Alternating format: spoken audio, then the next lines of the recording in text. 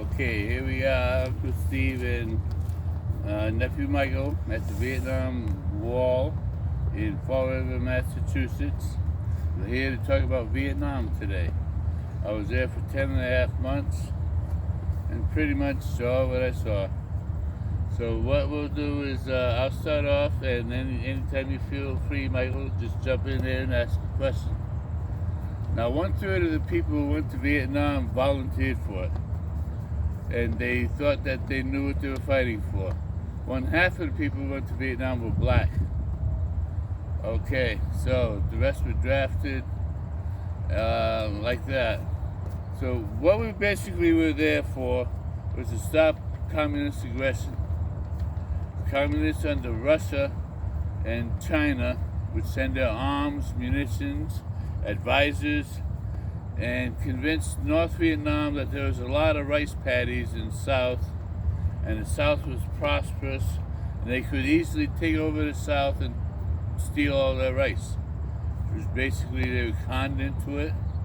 North Vietnam came involved, and then the Viet Cong came involved with being the people within the South Vietnam who were dissatisfied with the government and wanted the government ruled by communism.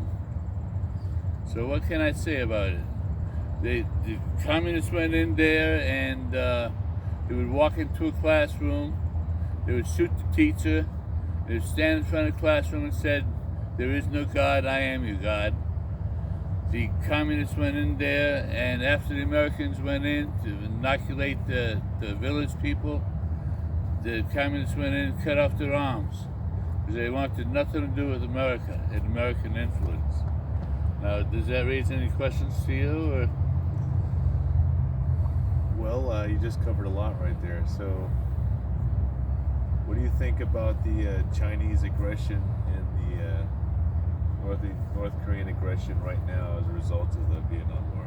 North Korean aggression, wherever the Russians went in after the Cold War in '46, the North Koreans would go in after the Korean War. So the North Koreans are highly trained, well qualified, specific individuals for specific tasks, and they used to go everywhere the Russians went. Yeah. So that's what I can say about them. All right. So, so what about the Gulf of Tonkin? Is that so is the Gulf of Tonkin how we got in there, and then the French got in there, and the Americans got into the Vietnam War? The Americans, they were in there for 20 years. Yeah. So by the way, we're in Fall River, Massachusetts, right?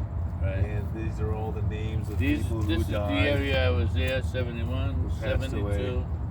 So we have a 20-year war right now that happening right now, or just ended in Afghanistan. Yes. Possibly a repeat of what had already happened in the Vietnam War. What happened in Vietnam was an extension of what happened in 1946, the Cold War, when the Cold War started. The Vietnam War, the communists believed that they could, by force, physically, take over a country and the U.S. would do nothing, and then they could take country after country after country until they took half the world, and then finally the communist doctrine of world conquest would be fulfilled.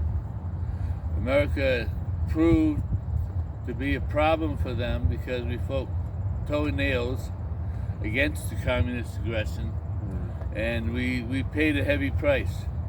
500,000 Americans went over there, I believe, and we had quite a few casualties. Everybody who was there was not informed why they were there, what they were doing, or what the overall big picture was. But everybody gave something and some gave all. All gave some and some gave all. Thank you for your service in the Vietnam War, Uncle Steve. Thank you. So do you have any personal stories from your personal experience in the war in the Vietnam when you were there? I have a lot of stories, but the statement's too small. So let's not get into any You don't of want to my... get into the stories? No. And that's okay, because I just want to say that, like, just about any Vietnam veteran that you ask who's been to war, say, "Hey, what stories do you have?" 9 times out of 10, they don't have any. Yeah. You know, none at all. They don't really want to because talk they don't want to repeat what they've seen. I can say I've been gassed, I've been shot at by AK-47, We had Russian artillery pounding our positions. I was attacked by M79 fire. That's grenade launchers, small grenade launchers. So I was shot at a lot, but I didn't do too much shooting myself. Okay. Yeah. So I was one of the luckier ones. Some people got there within 2 weeks. They were casualties.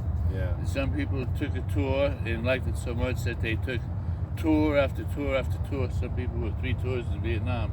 Wow. I don't know if you know that.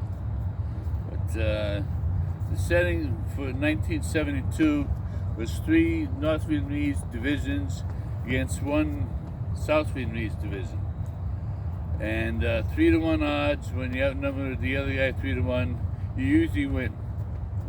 And they pushed us back quite a ways, and I was at the demilitarized zone, Vietnam. That's as far north as you can get without being in the other guy's front door. And we saw Marines, Special Forces, you name it. And we were trying to get back POWs, MIAs, and we did what we did. We had to do.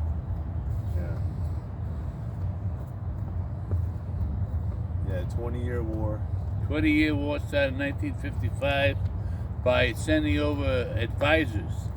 First, the America paid the French to fight the war, and the French got tired of it and said, "No more for us. Our hands are bloody enough, and we're not winning anything." So they turned it back over to America. America got involved, and president after president went in.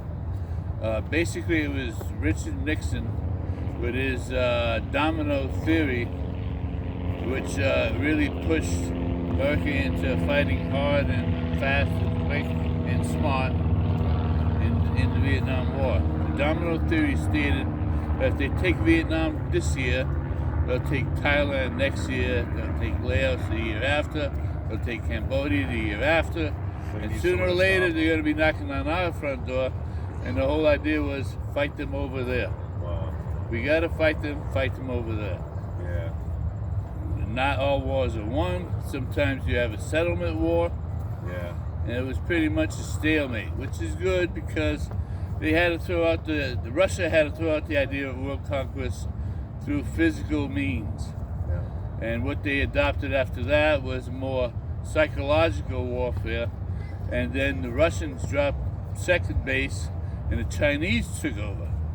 And the Chinese now have the world conquest doctrine, communism, and they're fighting just as hard as it was in 1946, but they're going after the politicians, the hearts, trying to say that communism is good, and philosophical, psychological warfare, more than the physical activities that they were launching. We're going to take a pause just for 1 minute because see this if is a public place and we have a family coming through, so just give us 1 minute, please.